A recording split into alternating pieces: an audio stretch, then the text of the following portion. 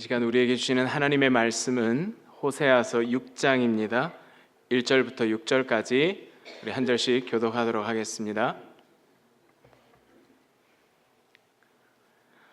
오라, 우리가 여호와께로 돌아가자. 여호와께서 우리를 찢으셨으나 도로 낮게 하실 것이요 우리를 치셨으나 싸매어 주실 것임이라.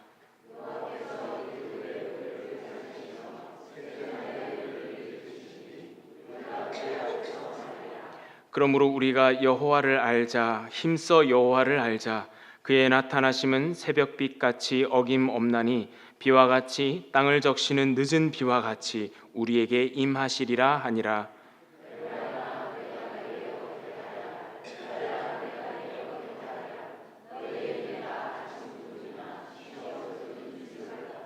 그러므로 내가 선지자들로 그들을 치고 내 입의 말로 그들을 죽였노니 내 심판은 빛처럼 나오느니라. 나는 인애를 원하고 제사를 원하지 아니하며 번제보다 하나님을 아는 것을 원하노라. 아멘. 이 시간에 이영기 목사님께서 힘써 하나님을 알자라는 제목으로 하나님의 말씀 전해주시겠습니다.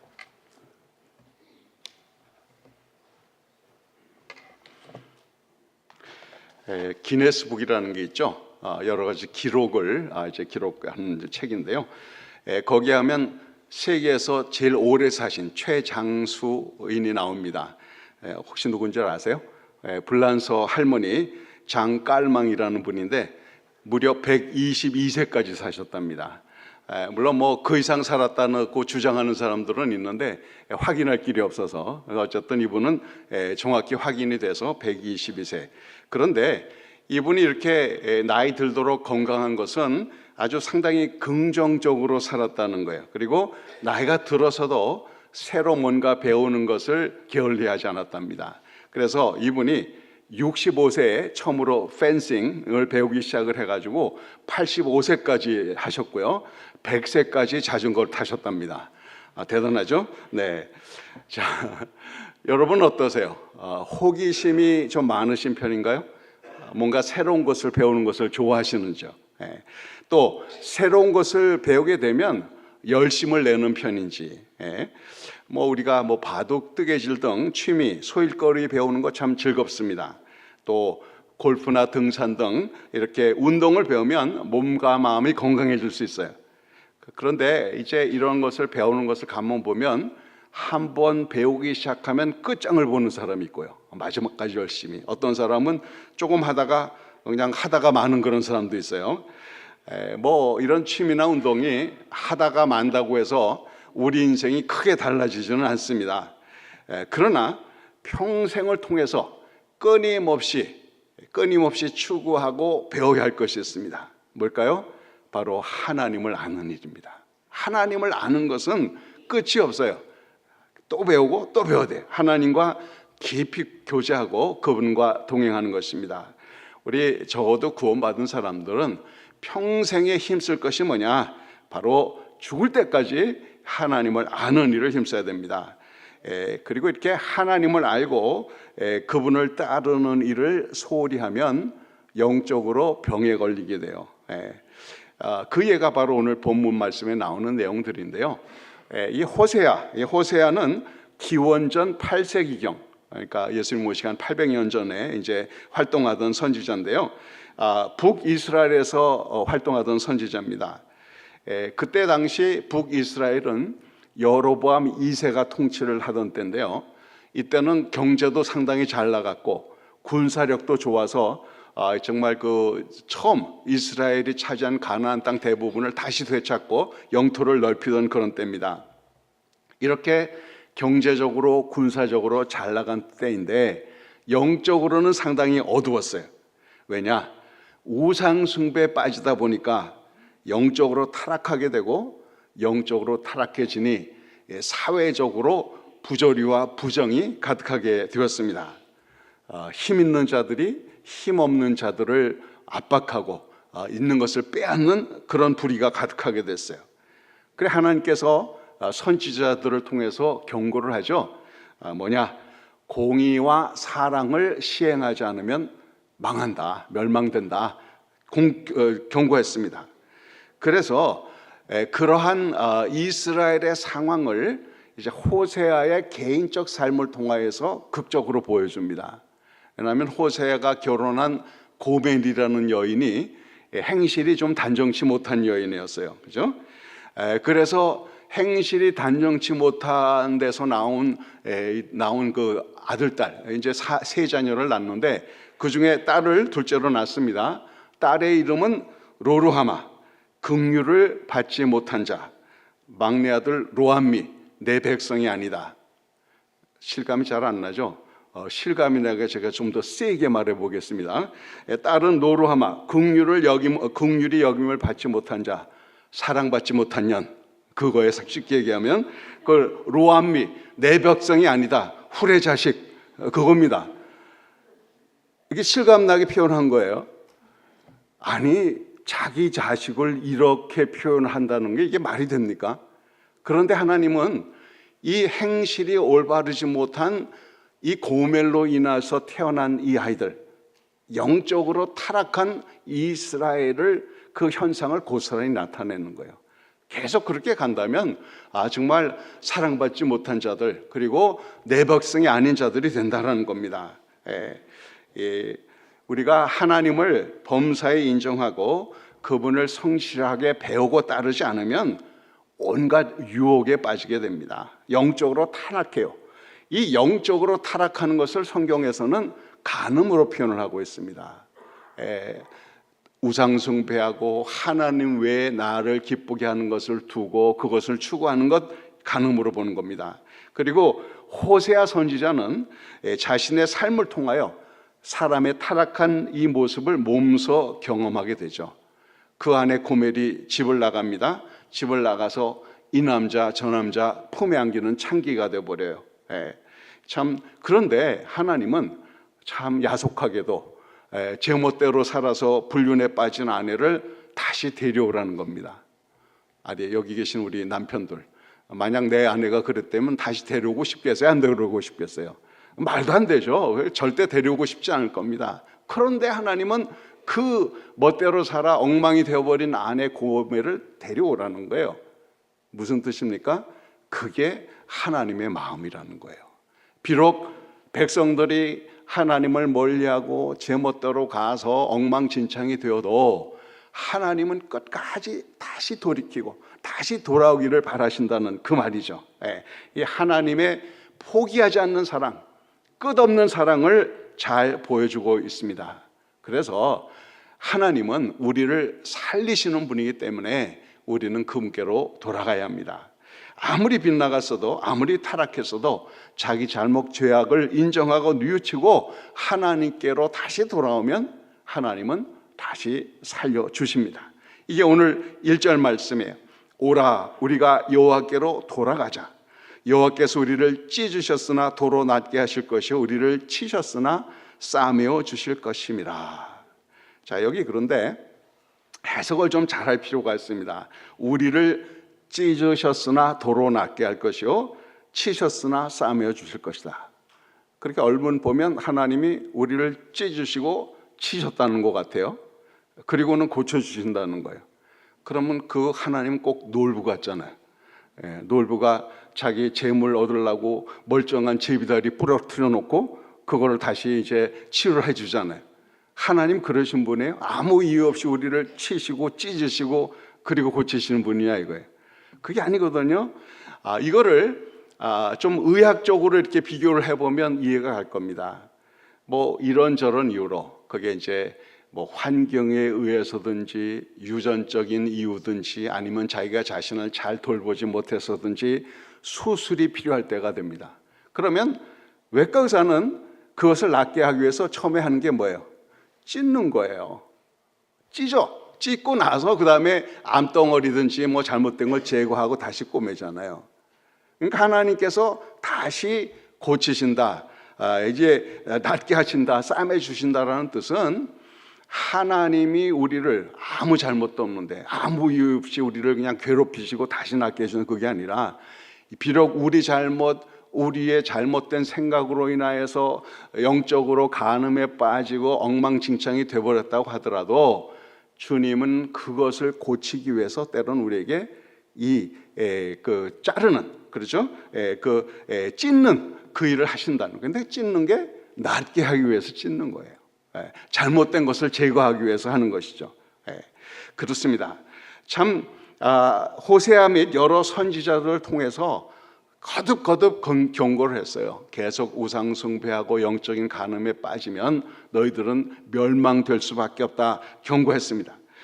그런데 하나님의 이 말씀을 귓등으로도 듣지 않고 회개하지 않고 제멋대로 가다가 결국 북방왕국인 이스라엘은 BC 722년에 아수리아 제국에 의해서 완전히 멸망당하죠. 나라가 아주 초토화돼 버립니다. 그리고 다 포로로 잡혀가 버리는 상황이 됐어요. 자, 이 정도 실물 교육을 했으면 정신 차리고 참 하나님을 따라야 하는데, 남방 왕국인 유다도 별로 다르지 않았어요. 이스라엘이 망하는 과정을 보고도 회개하고 하나님께로 돌아오질 않습니다. 그러다 결국은 바벨론의 침략에 의해서 멸망당하고 대부분의 국민들이, 사람들이 이제 그 바벨론 포로로 잡혀가죠. 그러나 하나님은 항상 회복할 수 있는 기회를 주셔요. 찢으셨으나 또 낫게 하신다 이 말이에요. 그래서 우리가 하나님께서 우리에게 손 보실 수 있도록, 살릴 수 있도록 자신을 맡김이 필요합니다. 2절에 보니까 여호와께서 이틀 후에 우리를 살리시며 셋째 날에 우리를 일으키시리니 우리가 그의 앞에서 살리라 하는 말씀이 나옵니다. 이거 전통적인 해석이 뭔가 하면 바로 예수님의 십자가의 죽음과 부활이죠. 십자가에서 예수 그리스도께서 당신의 몸을 찢으셨습니다.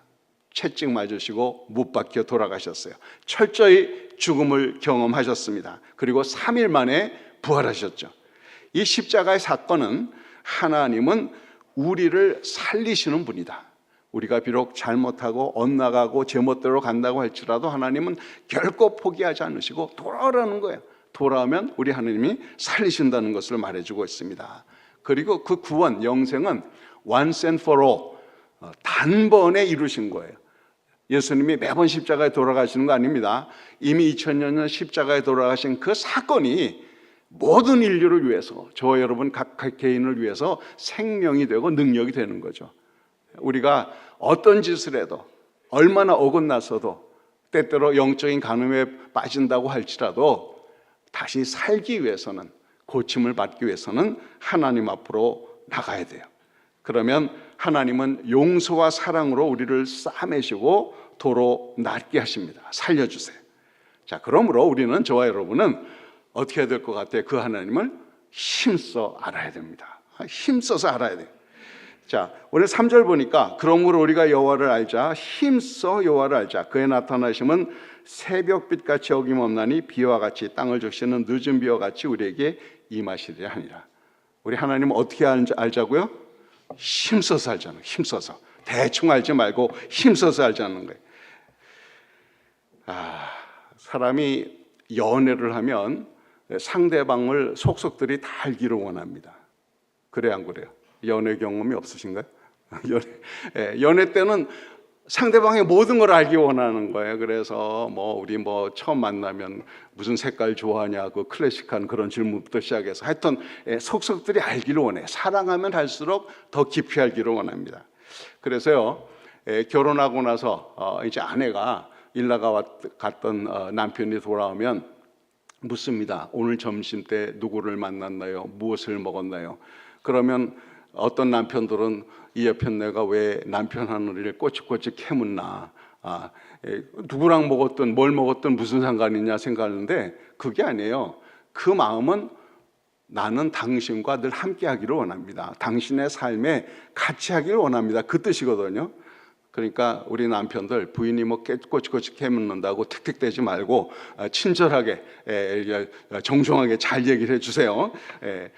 자, 이 하나님은 우리를 모든 것을 다 아세요. 우리의 모든 것을 아십니다. 하나님 모르시는 게 없어요. 그리고 우리는 그 하나님 앞에 숨길 수 있는 것이 아무것도 없습니다. 그래서 하나님 앞에 나가면 우리가 있는 모습 그대로 노출이 되죠. 벌거벗은 것 같이 노출이 됩니다. 그래서 히브리서 4장 12절 13절에 하나님의 말씀은 살아있고 활력이 있어 좌우의 날선 어떤 곰보다 예리하여 혼과 영과 및 관절과 골수를 찔러 쪼개기까지 하며 또 마음의 생각과 뜻을 판단하나니 지으신 것이 하나도 그 앞에 나타나지 않음이 없고 우리의 결산을 받으실 이의 눈앞에 만물이 벌거벗은 것 같이 드러나느니라. 여러분, 이 말씀 들으면 신나요? 부담스러워요? 솔직히 좀 부담스러워요. 하나님이 내 속속들이 다 한다. 내가 이렇게 그냥 어두운 데서 몰래 한 것도 하나님이 다 하신다. 다 하셔요. 그런데 문제는 이거예요. 내가 그렇다고 해서 숨기려고 애를 나고 숨길 수 있을까요? 하나님 앞에 숨길 수가 없어요. 그리고 숨긴다라는 것 때문에 하나님과 간격이 생겨버려요. 내 스스로 만든 간격입니다. 하나님 앞에 그대로 내놓으면 좋은데 자꾸 딴짓을 하려고 그래요. 그래서 제가 한 10년 전에 이렇게 이미 은혜를 받고 난 이후에도 딴짓을 하려고 하는 것에 대한 그 과정을 한번 시로 써본 것이 있는데요. 읽어보겠습니다.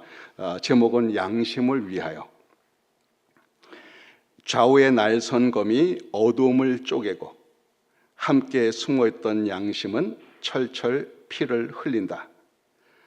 고통의 시간이 지나고 낮이 더 이상 부끄럽지 않을 무렵 술래잡기가 다시 그리워졌다. 어슬막 돌아보니 같이 놀던 동무들이 여전히 웃으며 손짓하고 있다. 귀향의 설렘은 곧 익숙한 옷으로 갈아입고 화려한 무도회의 주인공이 된다. 그러나 즐거움은 잠시뿐, 신명나는 춤사위는 허망한 몸짓으로 쓰러지고 양심은 다시 철철 피를 흘린다. 글쎄요, 여러분이 얼마나 이런 듣는 걸로 이해하시는지 모르는데 자기 옛 습관, 자기 살던 곳 여전히 기억에 뭔가 매력이 있어서 돌아가 봐야 그게 다 허망한 것뿐이에요. 우리가 이렇게 어리석은데 그 어리석음을 하나님 앞에 감출 수 있느냐 이거예요. 감출 수 없거든요. 오히려 뒤로 물러서면, 그래서 양심이 꺼림직해가지고 뭔가 캥겨가지고 예배도 잘 참석하지 않고 기도도 안 하고 성경 안 보면 진짜 손해보는 건 누굽니까? 내가 손해보는 거예요. 결국은 내 스스로 하나님 앞에 벽을 쌓는 겁니다. 근데 하나님은 그러한 저희들을 고치시기 원하시는 거예요. 그래서 그 하나님을 힘써 알아야 됩니다. 그 하나님 앞에 나가야, 힘써 알아야 그 앞에서 우리는 우리 자신을 온전히 발견하게 돼요. 그래야 고침을 받을 수 있죠. 우리 학창 시절에 이렇게 그 수학여행 가신 경험들이 있을 거예요. 수학여행 가면 직구든 친구들이 반드시 하는 일이 있습니다. 친구들 잘 때 얼굴에 무슨 시커먼 거, 숯 같은 걸로 이렇게 낙서도 하고 눈썹에다 치약 붙여놓고 그래요. 그러다가 이제 아침에 깨면 막 킬킬대고 웃죠. 왜 그런지 몰라. 그러다가 이제 거울 딱 보면 나오잖아요. 그거 같아요. 우리가 하나님 앞에 나가야 진정 자기의 참 모습이 비춰지고 그 거울에, 그리고 드디어 그것을 보고 고칠 수가 있는 것이죠. 그래서 우리가 하나님을 안다고 할 때는 이게 그냥 대강 하는 게 아니에요. 하나님은 힘써 알아야 되고 힘써 알면 알수록 더 큰 복을 받게 됩니다. 그리고 하나님을 안다라는 것은 그냥 성경 몇 자 알고 내용 좀 파악하고 있고 교리적인 정보를 갖고 있는 게 하나님을 아는 게 아니에요. 여러분 현재 미국 대통령 누군지 알죠? 트럼프 대통령. 그의 말과 정치적인 성향을 알고 있습니다. 그러나 개인적인 관계는 없잖아요. 어떤 사람은 하나님을 아는데 그에 대한 정보는 있는데 하나님을 모르는 사람들이 있어요. 하나님을 아는 것은 정보나 지식이 아닙니다. 하나님을 개인적으로 그리고 경험적으로 아는 것을 말해요. 하나님은 매일매일 새롭게 배워야 합니다. 하나님을 알고 또 알아도 끝이 없어. 왜? 하나님의 사랑의 넓이와 깊이와 높이는 끝이 없습니다. 그래서 우리가 하나님을 알면 알수록 더 그와의 사랑에 빠지게 되는 거예요.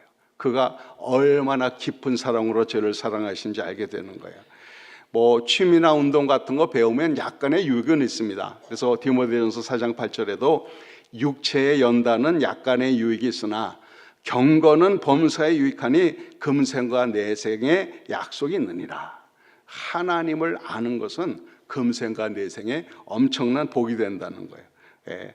그렇게 하나님을 힘써 알고 그렇게 주님을 간절한 마음으로 찾고 돌아가면 우리 하나님께서 넘치는 은혜로 채워주세요.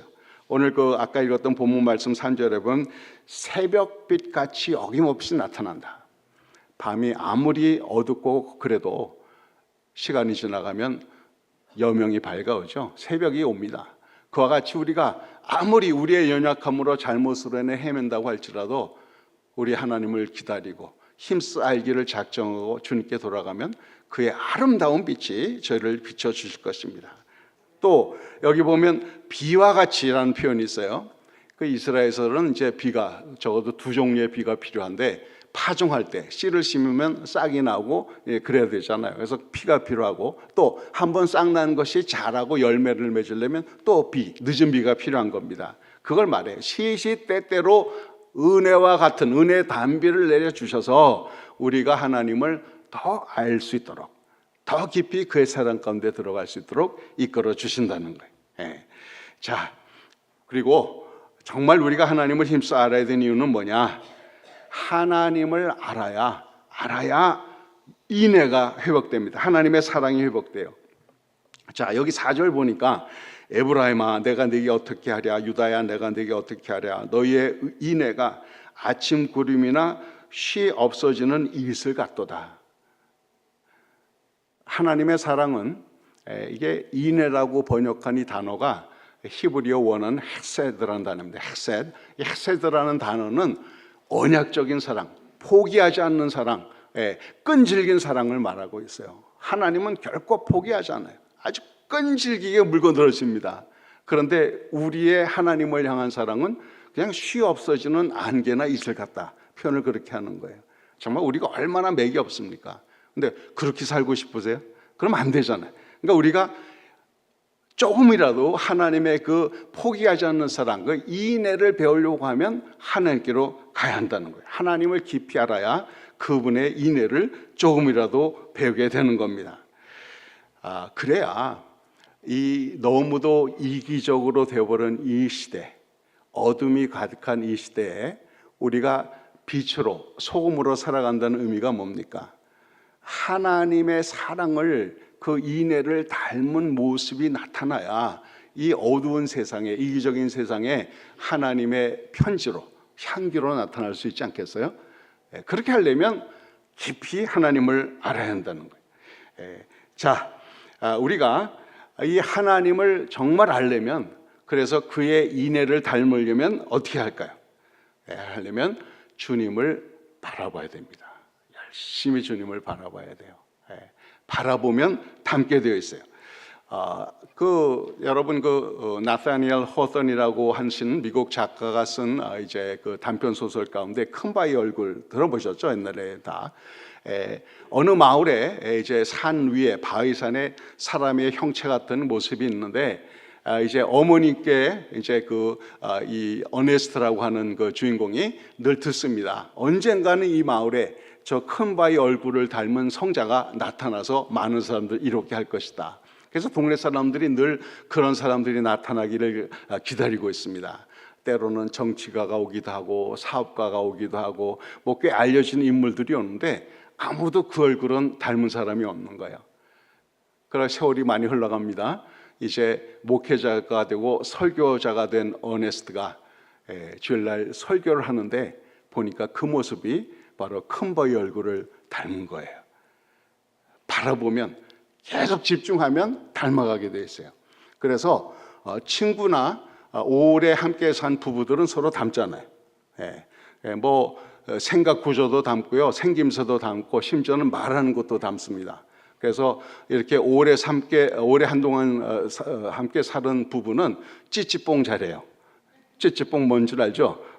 같은 말을 하는 거. 근데 한 단어 정도 간에 거의 한 문장을 동시에 말할 때가 있습니다. 이거 안 해본 사람은 좀 자기 부부 관계를 다시 점검해야 돼요.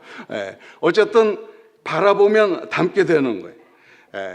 그래서 여기 야고보서 1장 25절에도 자유롭게 하는 온전한 율법을 들여다보고 있는 자는 듣고 잊어버리는 자가 아니요 실천하는 자니 이 사람은 그 행하는 일에 복을 받으리라. 이 자유롭게 하는 온전한 율법을 들여다보고 있으면 말씀을 실천할 수 있는 능력이 생긴다 그랬는데, 이 온전하게 하는, 이 자유롭게 하는 온전한 율법이 과연 뭘까요? 뭐라고 생각하세요?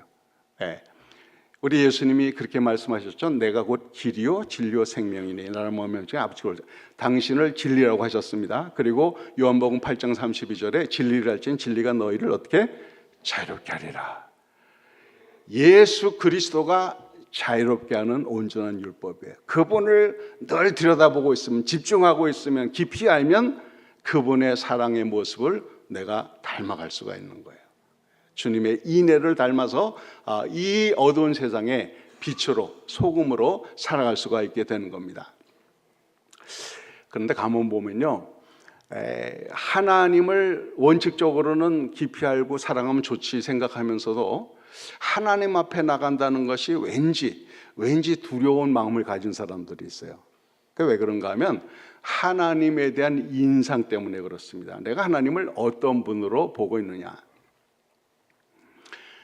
한 번은 남편이 일을 마치고 이제 집으로 돌아가는 길인데 프리웨이를 운전하는 길에 집에 있는 부인한테서 전화가 왔습니다. 다급한 목소리로, 여보 지금 TV에 생중계 나오는데 당신이 늘 오는 그 고속도로 어떤 미친놈이 거꾸로 운전해서 역주행해서 지금 위험하대요. 조심하세요. 그랬더니 그 남편이 전화로 한단 말이에요. 그래 정말이야. 그런데 미친놈이 한둘이 아닌데.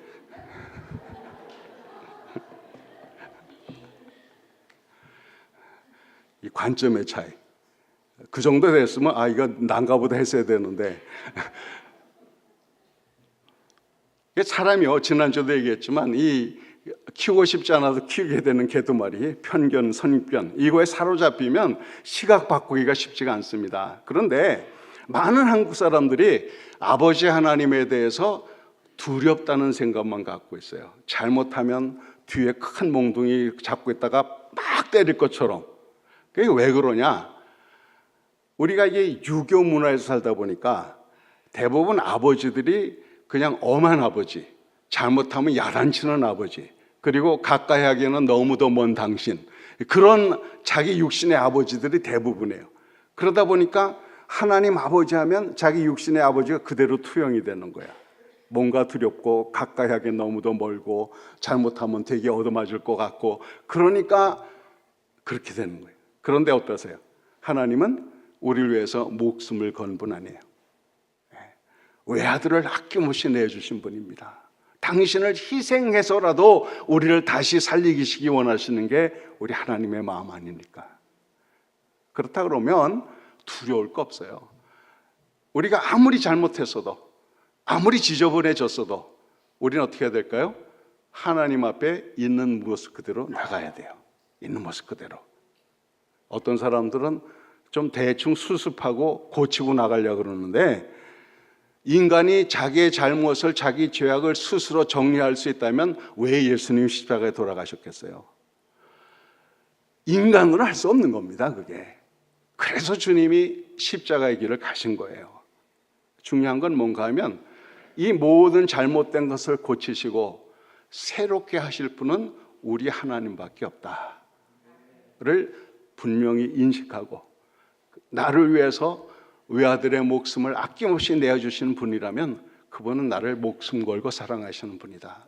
이게 믿어지면 우리는 하나님 앞에 힘써 그분을 알기 위해서 다가서야 하는 겁니다. 오늘 본 말씀에 보면 이 사람에 대해서 나는 인애를 원하고 제사를 원하지 아니하며 번제보다 하나님을 아는 것을 원하노라 6절에 말하고 있어요.